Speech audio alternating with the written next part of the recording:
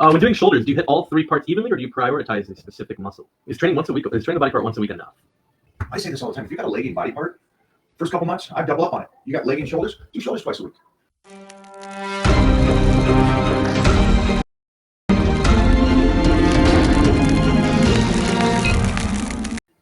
Questions? Yeah, there's one. Mike, how important is direct glute training, specifically the glute kickback machine? I guess, is that what it's called? Hip No, the one where thrusts and not that butt one, blaster. the butt blaster. Yeah. I've done it periodically. I find more on sumos and squats. But yeah, here's the thing. For you, I'm assuming that maybe that's a legging body part, or you would like to develop it more, John. And so I would just incorporate it in and see how that works for you. Because I know you set up the question, so it's, how important is direct glute? If it's important to you, then it's important. You know what I mean? I don't think it doesn't have to be my importance. And me saying skip it doesn't mean you should skip it. You know, if I say, hey, just go do hamstrings and walk-in lunges, you're going to hit the glutes there.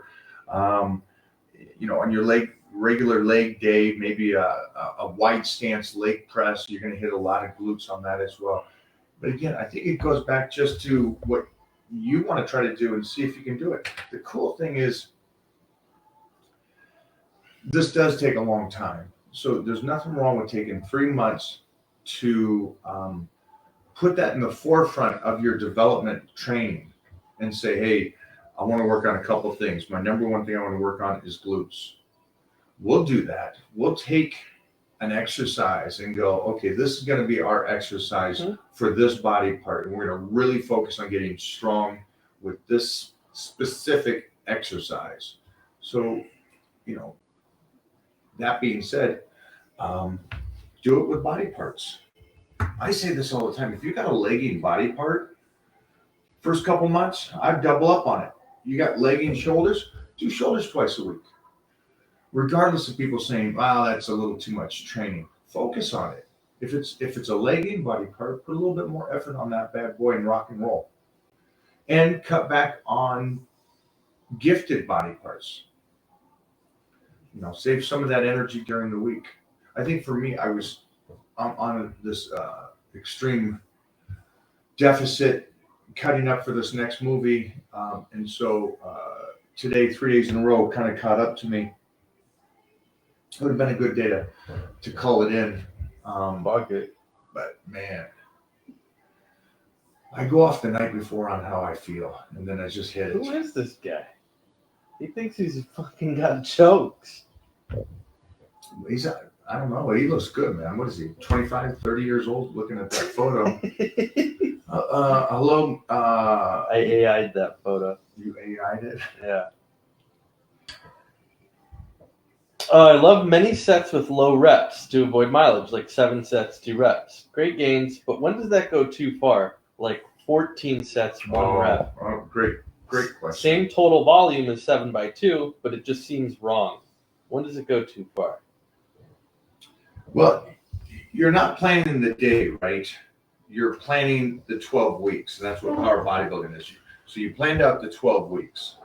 And so the use of 5 to 7 is that the volume. And 5 to 7 is not the rep range, it's the sets you're doing. So how I calculate it out is that what I do is I use those 5 to 7s, and then I use the 2s to 3s in that range. And that's why power bodybuilding is such a benefit, to get so strong and so much density and thickness. And so then what you do is you calculate that out till the end of the time of those 12 weeks, and you utilize that 7 to 5 or 5 to 7 sets. And you use the 2 to 3s. And so you're periodically adding in more volume, right? Which is more reps at the end of the day with less weight. And then you get to more weight and more weight and more weight. And you keep going up with the volume before you move on, then you drop it back down. And then you move back up with those numbers, with that new weight, and then you drop it back down to step up again. So the great thing is, it allows you to do this little hop, skip, and jump as the numbers go. Hopefully everybody understands that. And if you don't even sweat it. This stuff is simple but hard. But after you do it a few times, you'll get this understanding. And that's why the Power Body Mind program is the #1 program over there in the Titan crew. It just sets you up to get, I guess you would say, results. You get results.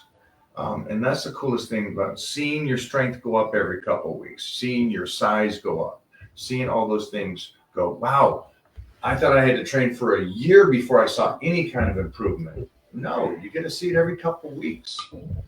Yes, it did. So I asked the question earlier, if having an uncle that exercised at that level and had an incredible physique helped motivate him as a kid, and it did.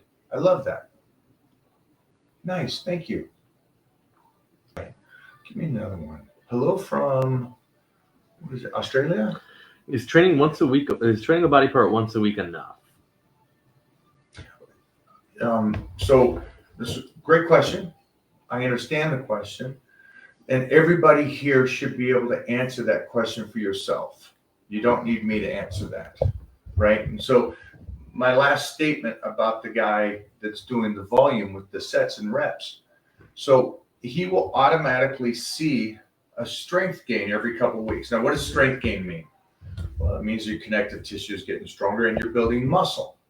So that right there tells you what you're doing is working, right? It's the same thing here. It's the same thing here. You, within a couple weeks, should be able to tell yourself, wow, the nutrition is working. I'm firing up on all cylinders. This is great. Doing my one body part a week is working for me. We're gold. I don't need to go and ask somebody else outside of myself for this. Now, what you can do is use the Titan crew to go, hey, am I moving in the right direction? Is what I'm seeing enough weight? Am I gaining too much weight? Is my strength moving at a level that's okay, where I'm not going to hurt myself? So those are always good things to have somebody to bounce it off of. But there has to be a basics to things are working right. And I notice it every couple of weeks that we're going in that right direction. So listen to this. If you're going to get stronger, it happens. It just happens.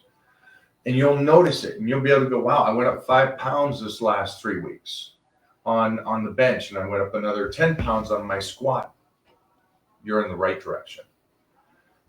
Now, same thing if it doesn't. Man, when I started this month, my squat was, let's say, number 300. And now a month later, my squat is only 270. Going the wrong way. Are you in a deficit? Are you overtraining? What's going on here? Why is it going in that direction instead of the other direction? And the physique as well. You weighed in, you took some photos, you go, hey, this looks pretty decent. I'm doing good. Let me up the calories a little bit to make sure I'm recovering well and getting stronger and bigger. Am I recovering well enough? Is the strength well enough? So those are all kind of aspects that you'll know if it's working right. When doing shoulders, do you hit all 3 parts evenly, or do you prioritize a specific muscle? Well, yeah, on shoulders, legs, hamstrings, you're trying to do each exercise to your best capability. So that's what I recommend. I recommend doing that. Unless you have such an imbalance to something, then prioritize what's imbalanced. If you got great rear delts and no front delt, 100% focus on the fronts. But if you do have a good balance, then you wouldn't do that. The best you possibly can for all 3 exercises. Then you got these steps, just step